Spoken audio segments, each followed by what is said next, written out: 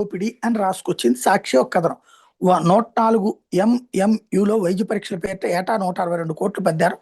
4 ఏళ్లలో 700 కోట్లు సమర్పించేందుకు చంద్రబాబు సర్కార్ గ్రీన్ సిగ్నల్. కదులుతున్న వాహనాల్లో రక్త పరీక్షలు సురక్షితం కాదన్న విషయం బేఖాతరు. వాస్తవంగా అక్కడ 104 ఏమి నడుపుతా తీసుకెళ్తే ఏం బ్లడ్ చెక్ చేయరు, అక్కడ దిగినే చేస్తారు. కాబట్టి ఆ విషయంలో విష ప్రచారం నిజం. దోపిడీ లక్ష్యంగా మెడాల్ తరహా మరో స్కామ్కి తెరవేత. 2014-19 మధ్య వైద్య పరీక్షల పేరిట 300 కోట్ల కుంభకోణం. ఇప్పుడు దాన్ని మించి దోచుకునేందుకు నిపుణుల మాట కాదని కట్టబెట్టిన వైనం. వాస్తవానికి గత ప్రభుత్వం తీసుకొచ్చిన విలేజ్ క్లినిక్స్ లో 14 రకాల వైద్య పరీక్షలు. ఇది మంచి పాయింట్. ఇంత మించి ఎవరికైనా రక్త పరీక్షలు అవసరమైతే పిహెచ్సిలో 63 పరీక్షలకు వీలు. 104 గ్రామానికి వెళ్ళిన రోజున సిహెచ్ఓలు ద్వారా రక్త నమూనాల సేకరణ, పిహెచ్సిలో పరీక్షలు చేసి ఫలితాలు వెళ్ళాయి. తద్వారా మందుల డోర్ డెలివరీకి పకడ్బందీ వ్యవస్థ. ఇలాంటి అద్భుత వ్యవస్థ నిర్వహణ చేస్తూ ప్రైవేట్ సంస్థలకు సర్కార్ దా. ఇది అసలు వాస్తవం.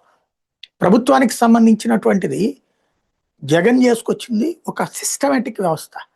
విలేజ్ క్లినిక్స్, ఆ పైన ఈ చెకప్లు, ఫాలోఅప్ చేసేందుకు మందులతో సహా అనారోగ్యాలు తీవ్రం కాకుండా చూసుకునేందుకు వాలంటీర్లు, ఒక పకడ్బందీ వ్యవస్థ సామాన్యుడికి నేరుగా అందించాడు. దాన్ని చెడగొట్టి ధనవంతులు డబ్బులు సంపాదించుకోవడానికి వినియోగిస్తున్నారన్నది ఇక్కడ కథనం సాక్షి వాళ్ళు హైలైట్ చేసి.